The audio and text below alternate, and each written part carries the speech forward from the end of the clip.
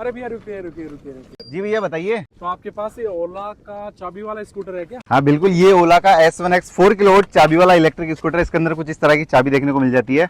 अच्छा, तो क्या हम इसे देख सकते हैं क्या? बिल्कुल आप देख सकते हो। तो आपने ये कब लिया था और कितने का लिया था आप ये मैंने सितंबर 2024 में खरीदा था और 1,13,000 की ऑन रोड प्राइस मुझे इसकी ये पड़ी थी और अभी लगभग 6 महीने हो चुके हैं इसको लिए हुए मुझे। अच्छा, तो आपका क्या एक्सपीरियंस है इसको चलाने का? देखो मेरा एक्सपीरियंस अभी तक बहुत अच्छा खासा एक्सपीरियंस रहा है। एक बार मैं आपको इसके यहाँ पे पहले बता देता हूँ। इसे मैंने तक 6,314 किलोमीटर यानी आज तक मैंने इसे चला लिया है।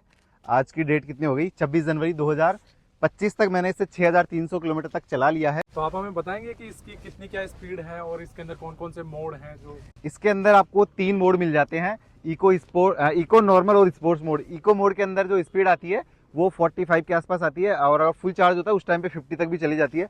नॉर्मल मोड में 70 किलोमीटर तक की स्पीड होती है और स्पोर्ट्स मोड के अंदर 90 किलोमीटर तक की टॉप स्पीड इसकी जाती है। तो भैया इसकी कितनी क्या रेंज है, कितना किलोमीटर ये चल जाती है, बताएंगे आप? इसकी देखो कंपनी तो क्लेम करने में बहुत ज़्यादा करती होगी, कंपनी के बारे में हम बात नहीं करेंगे। एक्चुअल में मेरे पास कितना दे रही है वो मैं आपको बता देता हूँ।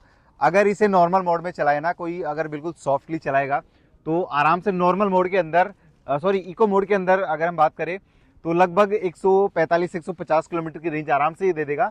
और मैं एवरेज इसको ओवरऑल अगर इसकी रेंज की बात करूं, जैसे मैं नॉर्मल मोड में चलाता हूं तो 50 या 60 की स्पीड तक हाईएस्ट चलाता हूं, ज़्यादा स्पीड में मैं इसे नहीं चलाता हूं।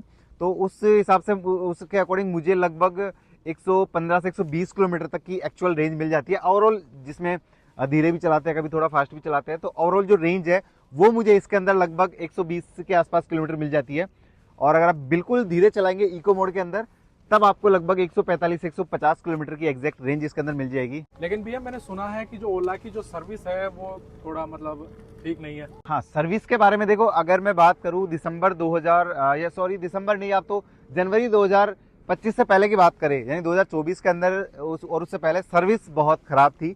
और अब अगर हम 2025 के बाद में बात करें तो मेरे कुछ लोग जानकार है, मेरे कुछ फ्रेंड्स के पास में भी ओला स्कूटर है, तो उनको जब प्रॉब्लम्स आई थी तो उनका फीडबैक काफ़ी अच्छा रहा है और सर्विस में भी काफ़ी इंप्रूव हुआ है, पहले जितना टाइम भी अब नहीं लगता है। और भैया आपको इसके अंदर सबसे बढ़िया फीचर क्या लगता है?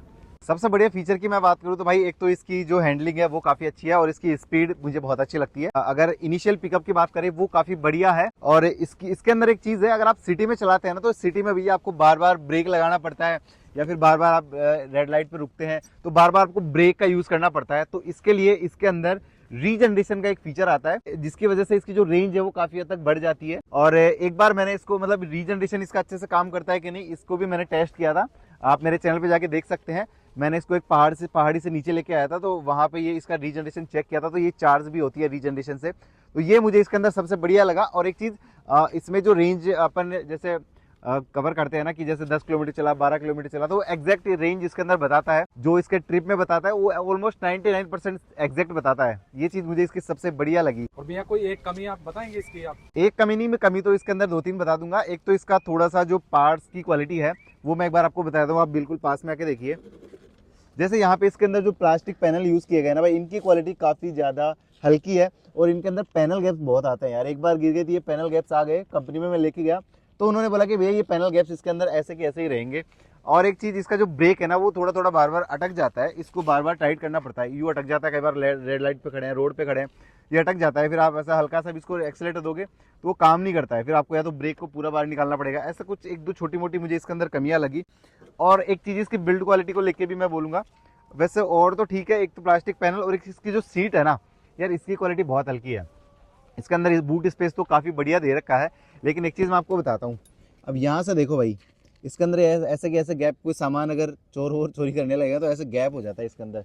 तो इसके अंदर आप अपना कोई भी कीमती सामान वगैरह कभी भी ना रखे, कोई महंगी चीज़ें वगैरह ना रखे, तो ये मुझे इसके अंदर सबसे बड़ी कमी लगती है। कभी कभी कुछ इंपॉर्टेंट चीज़ रखनी हो, कुछ डॉक्यूमेंट्स वगैरह, लैपटॉप्स वगैरह, तो वो रखने में थोड़ा सा डर लगता है। तो भैया आप तो फाइनली बताओ कि ओला हमें लेना चाहिए या नहीं लेना चाहिए? देखो ओला, एक चीज़ मैं आपको बता देता हूँ, ओला जिस प्राइस में ये स्कूटर दे रहा है ना भैया, दिवाली अभी 2024 में दिवाली गई थी ना, तो सिर्फ 97,000 की ऑन रोड प्राइस पे ये स्कूटर ओला दे रहा था। मतलब ऑफर इसके ऊपर लाता रहता है। जब अभी जैसे आज 26 जनवरी है तो आज 1,03,000 में मिल रहा है, वो भी 4 किलोवाट और बैटरी पैक के साथ में। तो अगर मैं बात करूं इस बैटरी पैक के साथ में, इस रेंज में और इस प्राइस में, ये सबसे बढ़िया स्कूटर मुझे लगता है। क्योंकि अगर आप बजाज चेतक में जाएंगे, टीवीएस iQube में जाएंगे, भले ही वो सर्विस में अच्छे हैं या फिर उनमें आपको बिल्ड क्वालिटी वगैरह थोड़ी ठीक मिल जाएगी, बट रेंज में आपको काफी ज्यादा कॉम्प्रोमाइज करना पड़ेगा। इस प्राइस पॉइंट वाले जो भी स्कूटर है ना, 3 किलोवाट या 3.5 किलोवाट और से ज्यादा नहीं मिलेंगे, जबकि 4 किलोवाट और पैक में बैटरी पैक के साथ में सबसे सस्ता इलेक्ट्रिक स्कूटर हो जाता है, जिसमें सबसे बढ़िया रेंज आपको मिलती है। तो मेरे हिसाब से ओला का ये स्कूटर, अगर आपकी रनिंग थोड़ी ज्यादा है तो आपके लिए सबसे बेस्ट इलेक्ट्रिक स्कूटर मैं इसे कहूंगा। तो गाइस, क्या आप लोगों के पास भी ओला का स्कूटर है? तो ओला आपका उसका क्या फीडबैक है, किस तरह से आपके मतलब सर्विस में क्या क्या प्रॉब्लम्स आई है, वो सारी चीजें आप मेरे साथ कमेंट में जरूर शेयर करना। बाकी ऐसे और इलेक्ट्रिक व्हीकल्स की जानकारी के लिए और गाड़ियों की